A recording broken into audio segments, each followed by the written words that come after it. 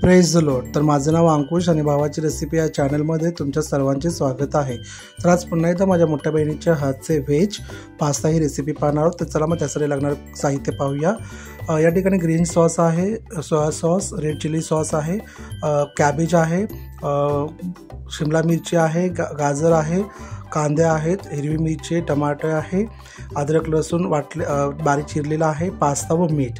तर या ठिकाणी प्रथमतः आपण कृती करत असताना एका पातेल्यामध्ये पाणी गरम करून घेणार आहोत आणि त्यामध्ये थोडंसं तेल टाकून हा पास्ता आपण शिजवून घेणार आहोत।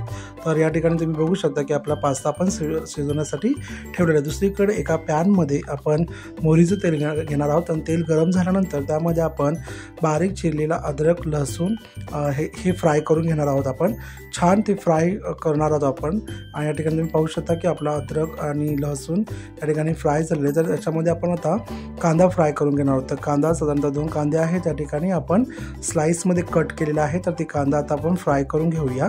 कांदा फ्राय होत असतानाच आपण याच्यामध्ये बाकीचे इंग्रेडियंट्स ॲड करणार आहोत। त्या ठिकाणी तुम्ही पाहू शकता कांदा आपला छान फ्राय होत आहे आणि कांदा फ्राय होत असतानाच आपण मधून हिरवी मिरची जी चिरलेली आहे ती हिरवी मिरची आपण साधारणतः 8 ते 9 हिरवी मिरची या ठिकाणी आहे। तर ते हिरव्या मिरच्या आपण फ्राय करून घेऊया। तसंच यामध्ये आपण गाजर घेणार आहोत। गाजर देखील आपण जाडसर उभे कापून घेतलेले आहोत व आता शिमला मिरची देखील आपण याच्यामध्ये घेतलेली आहोत आणि हे सगळं पदार्थ आपल्याला छान फ्राय करायचं। या ठिकाणी तुम्ही पाहू शकता आपला पास्ता ऑलमोस्ट शिजलेला आहे। तर या ठिकाणी आपलं गाजर, कांदा, शिमला मिरची हे छान फ्राय होत आहेत।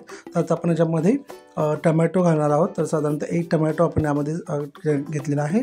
बारीक स्क्वेअरमध्ये आपण टमाटे चिरून घेतलेले आहेत। तर आपण ते आता याच्यामध्ये टाकूया आणि आता आपण याला छान फ्राय करून घेणार आहोत पूर्ण या पदार्थांना। तुम्ही पाहू शकता की आपल्याला छान ते मॉइस्ट होईपर्यंत फ्राय करायचं आहे। तर या ठिकाणी आपलं पास्ता ऑलमोस्ट शिजून झालेला आहे। तर आपल्याला आता बाजूला काढून घेणार आहोत आणि थंड करण्यासाठी ठेवणार आहोत। तर आता आपण याच्यामध्ये कॅबेज घेणार आहोत। कॅबेज आपण लास्टला घेत आहोत कारण कॅबेज लगेच शिजते। तर त्याच्यामुळे आपण कॅबेजचा तो क्रंचीनेस ठेवण्यासाठी आपण कॅबेज नंतरने घेतलेला आहे। तर आता आपण मिश्रण छान फ्राय करून घेणार आहोत या ठिकाणी। आणि आता आपण याच्यामधून मसाला टाकणार आहोत। त्या ठिकाणी चवीनुसार मीठ घेतलेलं आहे आपण। या ठिकाणी चवीनुसार मीठ घेतलेलं आहे। तर याला आपण मिक्स करून घेऊया आणि या ठिकाणी आपला पास्ता तुम्ही पाहू शकता की छान शिजलेला आहे। तर आता आपण याला आणखीन थोडा वेळ वाफवूया आणि मग जर पाणी थोडंफार आटलं की आपण ते बाजूला काढून थंड करून घेणार आहोत। तर या ठिकाणी आपला मसाला देखील छान फ्राय होत आहे। तर या ठिकाणी आपला पास्ता झालेला आहे ऑलमोस्ट।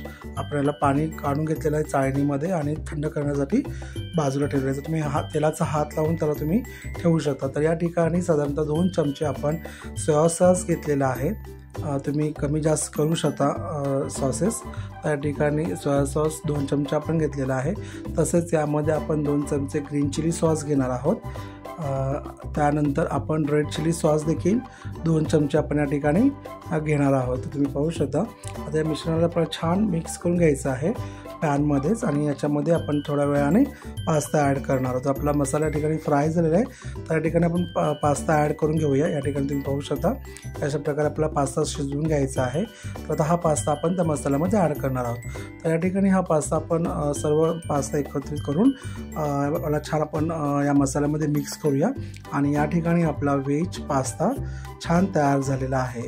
तर नक्कीच तुम्हाला रेसिपी आवडलेली आहे। आवडल्यास लाईक करा आणि शेअर करा आणि सबस्क्राईब करायला मात्र विसरू नका। चॅनलला सपोर्ट करा।